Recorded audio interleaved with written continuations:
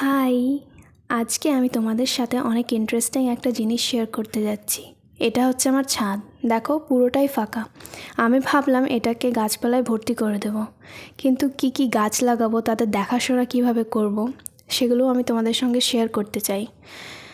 কিভাবে সাজাবো, তো সেই সব দেখার জন্য তোমরা সাবস্ক্রাইব করো আমাকে এবং আমার পাশে থাকো। এগুলো হচ্ছে আমার পুরনো ড্রাগনের গাছ, যার বয়স মোটামুটি 3 বছর হয়ে গেল। এই বছর আমি তেমন যত্ন নিতে পারিনি, সেই জন্য দেখো গাছগুলোর অবস্থা ভেঙে গেছে, শুকিয়ে গেছে, একদম হলুদ হয়ে গেছে। তার মধ্যেও কিছু ফল ধরা ডাল ছিল, যেগুলো আমি কেটে নিয়েছিলাম এবং সেটা থেকে আমি আমার গাছ বসিয়েছি এই যে কিছু টবে। তো দেখা যাক এগুলো বেরোচ্ছে কি না, নতুন গাছ আমি এর মধ্যে থেকে করব। কিন্তু আমি এই যে সয়েল মিক্সটা কীভাবে বানালাম সেটাই আজকে তোমাদের সঙ্গে আমি শেয়ার করব। এই যে পট মিক্সটা আমি তৈরি করেছি, এর মধ্যে প্রায় 1 ভাগ রয়েছে মাটি, 1 ভাগ বালি যেটা লাল বালি হয়, 1 ভাগ কোকোপিট রয়েছে, 1 ভাগ ভার্মি কম্পোস্ট রয়েছে। আর আমার কাছে সার্ফ পাউডারটা ছিল না, সেই জন্য আমি হলুদ গুঁড়ো ব্যবহার করেছি ফাঙ্গিসাইড হিসেবে, যাতে ফাঙ্গাস থেকে গাছগুলোকে রক্ষা করে। তো আমি একটা জায়গা থেকে ড্রাগনের কিছু কাটিংস কিনেছিলাম। এখানে 4টে ভ্যারাইটি রয়েছে। এটা হচ্ছে জাম্বো রেড, আর এটা হচ্ছে সিয়াম রেড, যেটাকে মালয়েশিয়ান রেডও বলা হয়। তো দুটোরই ফল লাল হবে, বাইরের অংশটাও লাল।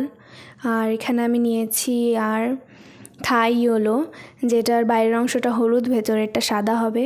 এটা হচ্ছে ভিয়েতনাম হোয়াইট, এটারও ভেতরের অংশ সাদা, বাইরের অংশটা লাল হবে। আর চলো তাহলে কাটিংগুলো বসিয়ে নিই। এই যে পটগুলো দেখছো, এগুলো আমার বাড়িতে আগে থেকেই রাখা ছিল, তো এগুলো ইউজ করলাম। এই যে আমি এখানে অনেকগুলো ফুটো করে নিয়েছি, যাতে জল না দাঁড়িয়ে থাকে, জলটা পাস হয়ে যায়।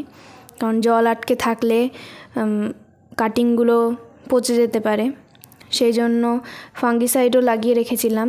3-4 দিন ধরে শুকিয়েওছি এটাকে, আর শুকানোর পরেই আমি এটাকে লাগাচ্ছি। এটা চাইলে নাও করতে পারো, কিন্তু করলে মানে ভালোই, গাছটার মানে একটা সিওরিটি থাকবে যে না, এটা পচবে না। আর দেখো আমি কিভাবে এটা করছি। এই প্রায় 2 থেকে 3 ইঞ্চ নিচে মানে ডেপথে এটাকে আমাদেরকে বসাতে হবে। এই যে তোমরা দেখতেই পাচ্ছ ফাঙ্গিসাইড লাগানোই রয়েছে, আর এই নিচের দিকটা একটু ছোচালো করা হয়েছে। এইভাবেই ফাঙ্গিসাইড লাগিয়ে কিছুদিন কিন্তু ঠান্ডা ছায়াযুক্ত জায়গায় তোমরা রেখে দেবে। তাহলে এইভাবে শুকিয়ে যাওয়ার পর এরকমভাবে তোমরা মাটির মধ্যে এটাকে বসিয়ে দেবে। তাহলে পচনের মানে যেই টেন্ডেন্সিটা ওটা একটু কম থাকে। তো এইভাবে যে নড়ছে এটাকে আমি আর একটু হাত দিয়ে এটাকে চেপে দেব। তারপর চলো তাহলে বাকি যে কাটিংগুলো আছে সেগুলোও বসিয়ে নিই। এগুলো যে বসানো হয়ে গেল, আর এখনও 4টে থেকে গেছে। তো আমি অন্য আরেকটা তোমাদেরকে পটে দেখিয়ে দিচ্ছি। এটা আমি একটা মাটির টব নিয়েছি, ওর মধ্যে একটাই ড্রেনেজ হোল আছে, তবুও কোনো সমস্যা নেই, এর মধ্যেও হয়ে যাবে আশা করি। তো চলো এটাকেও ভর্তি করে নিই। এই যে এটা কমপ্লিট, এটাও হয়ে গেল। তো সবগুলো আমার হয়ে গেছে বসানো। এবার আমি এর মধ্যে জল দিয়ে দেব। তার আগে এই যে আমি অন্য আরেকটা কন্টেনার নিয়েছি, এর মধ্যেও আমি অনেকগুলোই মানে কিছু না, অনেকই ফটো করেছি ড্রেনেজের জন্য অবশ্যই। এর মধ্যে আমি কিছু লঙ্কার বীজ লাগাবো, যেগুলো আমি অনেক দিন আগে একটা জায়গা থেকে সংগ্রহ করেছিলাম। এই লঙ্কাগুলো সিকিম থেকে আনা হয়েছিল, একজন রিলেটিভ আমার এনেছিলেন, তো সেখান থেকেই আমি এগুলোকে সংগ্রহ করেছিলাম। তো চলো এগুলো তোমাদেরকে দেখাই কিভাবে আমি এটাকে লাগাচ্ছি। এই যে মাটির ওপর আমি ছড়িয়ে দিচ্ছি। এটা সে আগের পট মিক্সটাই, যেটা আমি ড্রাগনের জন্য প্রস্তুত করেছিলাম। এর ওপর এবার ওই সেম মাটি আমি এর ওপর ছড়িয়ে দেব। তোমরা চাইলে এর ওপর কোকোপিটও দিতে পারো। এইভাবে একটু হাত দিয়ে আলতো হাতে চেপে চেপে দেব। তারপর সবগুলোই আমার হয়ে গেল। এবার আমি এর মধ্যে জল দিয়ে দিচ্ছি। ভালোভাবে ভিজিয়ে দেব। আর যদি এক্সেস ওয়াটার হয়েও যায় সেটা কিন্তু আমাদের ড্রেনেজ হোল দিয়ে বেরিয়ে যাবে। তো সবগুলোই হয়ে গেল।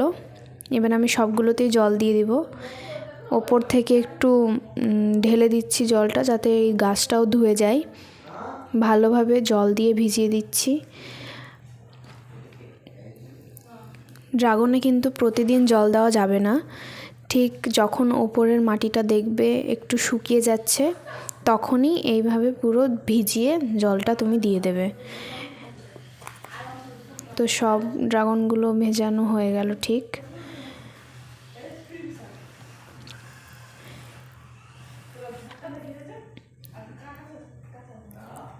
আমি প্রথমে এইভাবে জল দিয়ে দিয়েছিলাম, যার জন্য বীজগুলো একটু বেরিয়ে এসেছিল। তারপর আমি একটা বোতল নিয়েছিলাম, ফুটো করা ছিল, তো সেটা দিয়ে একটু জলটা স্প্রিঙ্কেল করে দিলাম।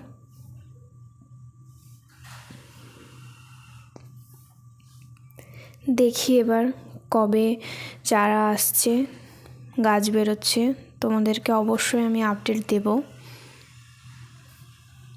তো এটাতেও জল দেওয়া হয়ে গেল। তোমাদেরকে আরও একটা জিনিস দেখাই।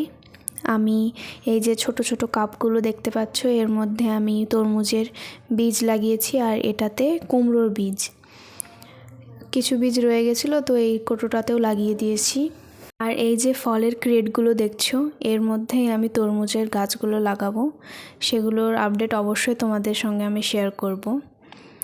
তো এই যে দেখো, এই জায়গাতেই আমি ড্রাগনগুলো লাগাবো, আর এই জায়গাটাতে তরমুজ, আর উপরের ওই অংশটাতে ভেবেছি ফুল গাছ লাগাবো। তো আমার জার্নিতে আমার সাথে থাকো, সাবস্ক্রাইব করো, লাইক করো। দেখা হবে নেক্সট ভিডিওতে। Bye bye.